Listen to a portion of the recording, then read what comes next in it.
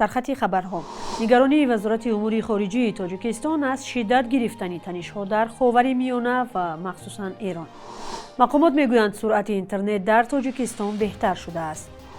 و ادامه اخراج دست جمعانه مهاجران تاجیک از روسیه.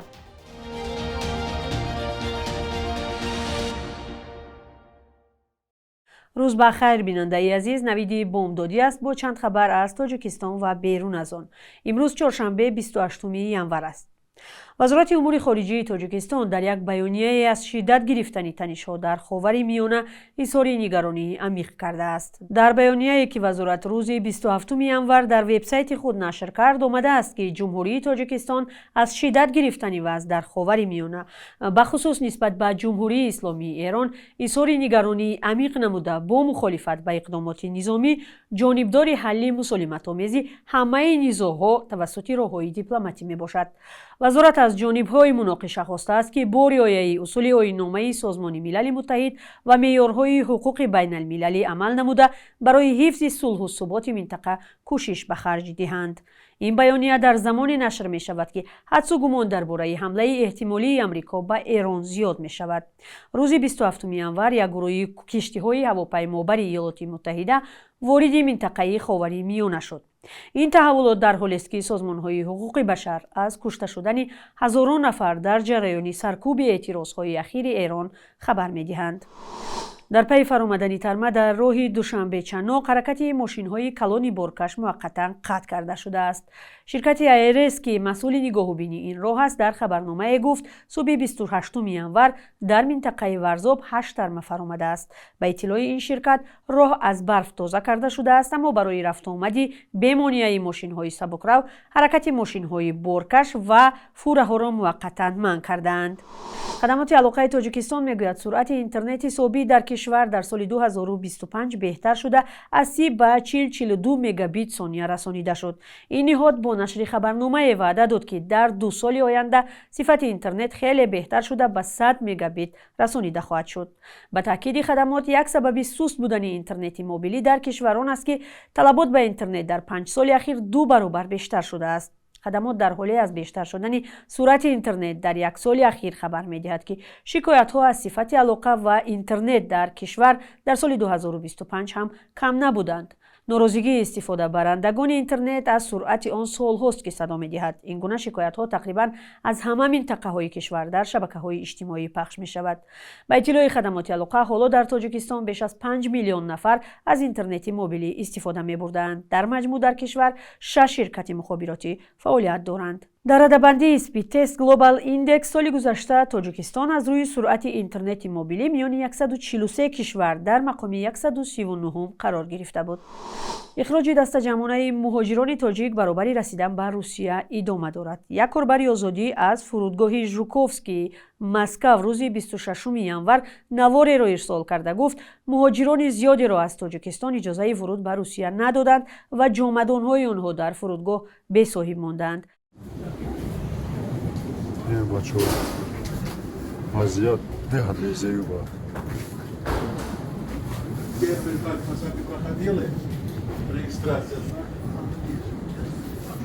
هفته‌های اخیر شکایت مهاجران کوری تاجیک از راه نیافتن به روسیه بیشتر شده است. چند روز پیش گروهی از مهاجران در صحبت با رادیوی آزادی گفتند در یک روز بیش از 90 مهاجر تاجیکستانی را از فرودگاه شهری مسکو به تاجیکستان باز پس فرستادند. به گفته آنها اکثر این مهاجران به هیچ دلیل و سبب به روسیه راه نیافتند. آنهایی هم که به روسیه راه دادن میشوند ساعت‌ها در فرودگاه مانده و اول تفتیش و بازپرسی میشوند. مقامات تاجیکستان وضع را شرح نمیدهند. یک شرکت چینی به جستجوی نفت و گاز در تاجیکستان آغاز کرده است. نمایندگان سریداره گئولوژی تاجیکستان در یک نشست خبری گفتند شرکت ملی نفت و گاز چین CMPC در جنوب و غرب کشور نفت و گاز جستجو می‌کند. قبلا تلاش‌های چند شرکت از جمله گازپروم نفت برای پیدا کردن نفت در تاجیکستان تقریباً بی نتیجه بود. مولا رجب یوسفی و شهلای عبدالله در همین باره گزارش دارند.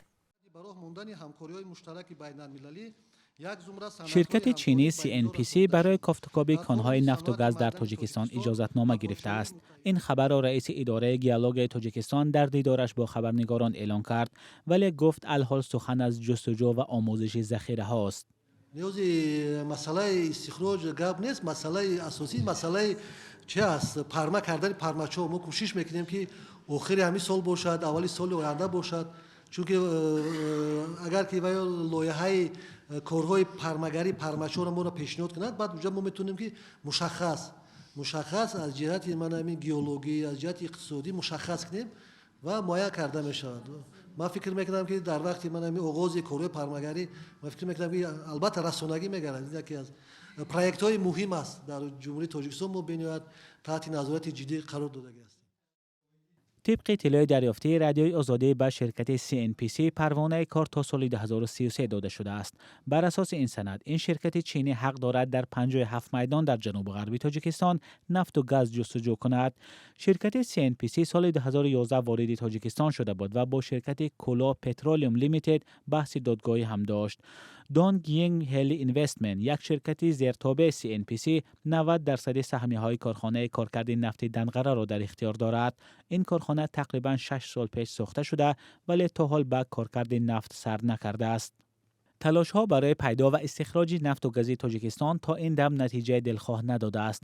در گذشته شرکت‌های گازپروم نفت، توتال و تتریس پترولیوم تلاش کردند در تاجیکستان نفت و گاز استخراج کنند، اما بعداً از کشور رفتند. جانب شرکت گازپروم با تأخیر گذاشته شده است. ما هم می‌خواستیم که سال 2023 بود با فکرم بود بازبینی کنیم، لیکن ما اینا با یگان نویگری نوگانی نو نیست. بنا به آمار اکتشافی سراداره گیالوگ در تاجیکستان بیش از 2 میلیون تن ذخیره نفت و 3.4 میلیارد متر مکعب گاز معین شده است. کارشناسان یک سبب موفق نبودن استخراج نفت را در تاجیکستان چنین ارزیابی میکنند. حاضر که شرکت‌ها آموزش میگذرانه، شرکت‌هایی که نو آموزش میگذرانه، سبب اساسش قابت نفت و گازداری که ما داریم، این در چقری‌های 6.5-7,000 متر چقری جایگیر شدگی. برای او قابت به سکلاژ نزده گذاشتن ما مشکلی کلان داریم، اما یک تا قابتی نمک و گیپسی هست، نمک و گچ سنگی و بسیار قابتی ملایم. وقتی سکلاژ نه حفاری کار میگذارن، همون قابت خلل میرسونه برای گذاشتن و رسیدن به قابتی نفت و گاز. تاجیکستان برای تامین احتیاجات داخلیش با مواد سوخت از خارج میلیون ها تن سوزشواری وارد می‌کند. بنزین و سوزشواری دیزلی از روسیه و گاز مایع از قزاقستان خریداری می‌شود. ظاهراً به این دلیل نرخ سوزشواری در تاجیکستان در قیاس به کشورهای همسایه گرانتر است. مولا رجب یوسفی، شهلای عبدالله، آزادی، دوشنبه.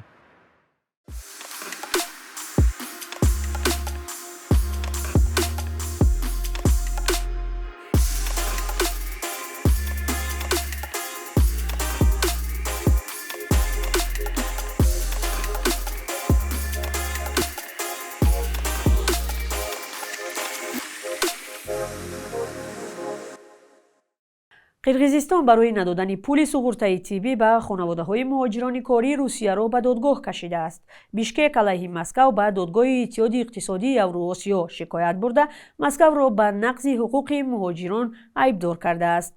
در این باره روز 27 ژانویه در جلسه پارلمان قرغیزستان خبر داده شد. به گفته عظمت موکانوف، رئیس خزینه سقورتای تیبی قرغیزستان، موافق سازشنامه میان 5 کشور عضو اتحاد اقتصادی اوراسیا، مهاجران کاری باید از شرایط برابر تامین اجتماعی از جمله سقورتای تیبی برخوردار باشند. اما به گفته این مقامدار قرغیز، جانب روسیه این بندهای شرطنامه را ویران کرده است. سال 2023 معاون نخست وزیر قرغیزستان از مقامات روسیه خواسته بود که به اعضای عائله مهاجران کاری سقورتای تیبی پیشنهاد کند.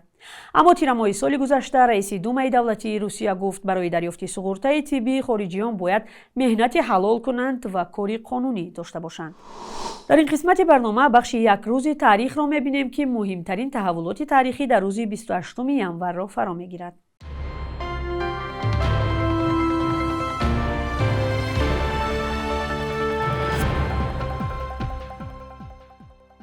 28 январи соли 2021 додгоҳи ноҳияи рӯдакӣ маҳмурод одинаеви 59 сола муовини раиси ҳизби социал-демократии тоҷикистон ва як фаъоли шабакаҳои иҷтимоиро ба 14 соли зиндон маҳкум кард. одинаевро ба авбошӣ ва даъвати оммавӣ барои бо роҳи зӯроварӣ тағйир додани сохти конститутсионии тоҷикистон гунаҳгор шинохт, аммо Одинаев ҳукмрон напазируфт. Ба гуфтаи пайвандонаш Одинаевро баъди дархости гирдиҳамоӣ дар маркази Душанбе ба ҷавобгарӣ кашиданд. ӯ раиси ҳизб гуфт ҳукмаш баёнгари набуди адолати иҷтимоӣ дар Тоҷикистон аст. январи соли 2016 дар Чин як шаҳрванди Тоҷикистонро бо иттиҳоми қочоқи маводи мухаддир қатл карданд. ҳама талошҳои наздикони Ҳасан Юсуфови 51 солаву намояндагони дипломатии Тоҷикистон дар Чин бенатиҷа буд ва мутобиқ ба қонунҳои ҷумҳурии мардумӣ сангинтарин ҷазо барои қочоқи маводи мухаддир нисбати шаҳрванди хориҷӣ ба иҷро даромад. маълум нест ки оё ҷиноят воқеан ҳам ҷой дошт ё на, вале худи Юсуфов пеш аз марг аз хешонаш узр пурсидааст. ин яке аз аввалин ҳодисаҳои ба марг маҳкум шудани шаҳрванди Тоҷикистон дар Чин буд ки ба матбуот роҳ ёфт. 28 январи соли 1930 овозхони эрони табор Лайло Шарифӣ таваллуд шудааст ки дар рушди мусиқии замонавии тоҷик дар ҳайати ансамбли Гулшан нақши муҳим бозидааст. ин духтари собиқ коммунистои Эрон шӯҳрати ҳунармандиро дар Иттиҳоди шӯравӣ ва саҳнаи тоҷик ба даст овард, вале дар солҳои зиндагиаш иқрор шуд ки беҳтар буд дар ватан мемонд. баъди тарки Тоҷикистон дар Берлин муқимӣ шуда хотираҳояшро нашр кард. шабонарӯзи ахир дар бархе аз бонкҳои тиҷоратии Тоҷикистон арзиши $100 амрикоӣ бетағйир монда 928 то 930 сомонӣ муайян шудааст. 1000 рубли русӣ имрӯз ба 121 сомонӣ баробар аст. қурби расмии Бонки Миллии Тоҷикистон барои имрӯз чунин таъин шудааст.